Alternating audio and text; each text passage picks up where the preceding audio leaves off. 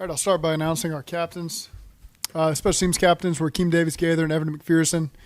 On defense, we had Germaine Pratt, Sam Hubbard, and Vonn Bell. And on offense, we had Burrow, Ted, and Orlando. So I think it's a great group of 8. You know, there's no number I really usually put on it. A lot of guys got votes. You could make an argument for about 20. And it was impossible to whittle it down tighter than that. We had 8 guys that are all very qualified, and I feel really good as they were nominated by their peers. Do you expect Marcus to play on Sunday? We'll just take it day to day. Do you have to put together a game plan that includes him and not having him? Yeah, we're always ready. You know, there's always injuries and things you got to deal with, so we're adept at that. Now that Marcus, is he trending towards playing? We'll see. We'll give it through the week.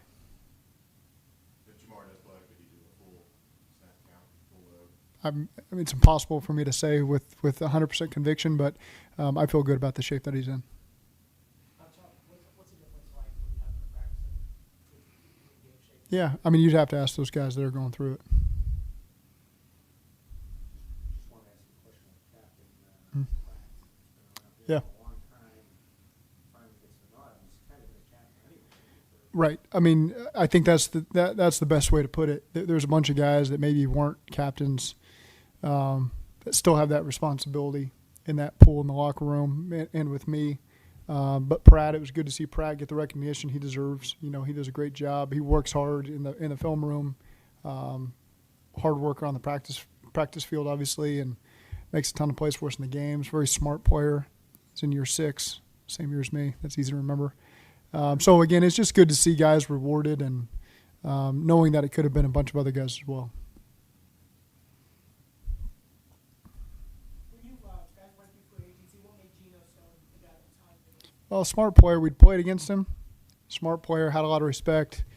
You know, he's a guy I know we tracked on special teams before, and then he got his opportunities on defense. And so we had a very clear picture. This is like a lot of more feedback than normal, I feel like. We had a very clear picture of what he was as a person dating back to his time at Iowa. Seeing his role in that defense in Baltimore, he'd executed it very well. So you could see a very smart player, good communicator, made a lot of plays on the ball, was always where he needed to be. And we just thought that was the right fit for us on defense. And he's, to a T, he's been everything that we'd hoped he would be. And so I think it's been really good to see him and Vonn and the other DBs back there communicating. And, I mean, good rundown player where he can fit in the box and make the tackle and can be a physical presence in there and at the same time be on the back end and hold up his coverage responsibilities and be a weapon for us as well there. So just a very well-rounded player that's been a good asset for us on defense. You got into Sheldon Rankins playing against him. Yeah. Is there anything you've learned about him? Another guy that just sees the game at a very high level and kind of understands how we're being attacked defensively and has great awareness for what's in front of him offensive line-wise.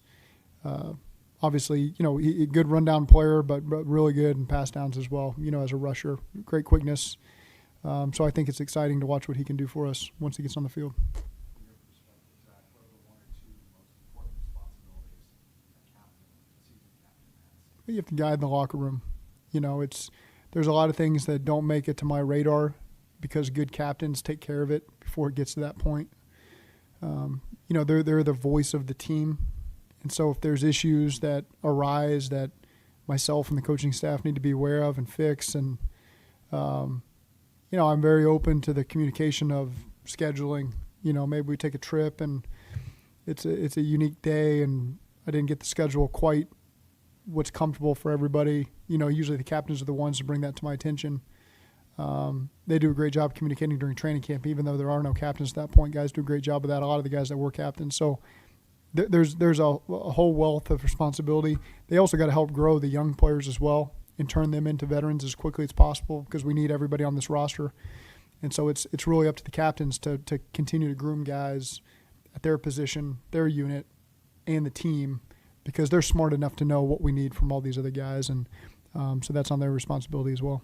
Is there 1 or 2 that in your experience has stood out like the cream of the crop in terms of handling all of those responsibilities? Well, I mean, sometimes you kind of you hear the whispers though of situations that have been handled, and nothing I'll get into in here, but I know that we have a really good locker room. It's quiet in No, it's always you wonder where the special teams captainship would go, and I think he's confident. The guys have confidence in him, and that's leadership. That's quiet leadership. Evan's not going to sit up there and yell and scream at guys, but I think in its own way that's leadership. They are great at their position. They take responsibility for everything that's on their plate as a kicker in his case, and lead by example.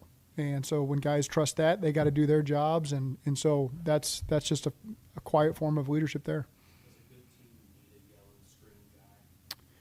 You need energy. You certainly need energy at practice. It's good when guys are willing to call others out in tough moments. This isn't acceptable. This isn't what we tolerate. This isn't our culture. I've seen that plenty over the years, and it's always been a good thing. And sometimes you just step back and let those guys handle it. Sometimes you got to step in. But I think that I've seen a lot of examples of that over the years. Do you plan to name a starter at right tackle and cornerback? And at what? At cornerback? Yeah, Dax will start at corner, and Trent Brown will start at right tackle for us.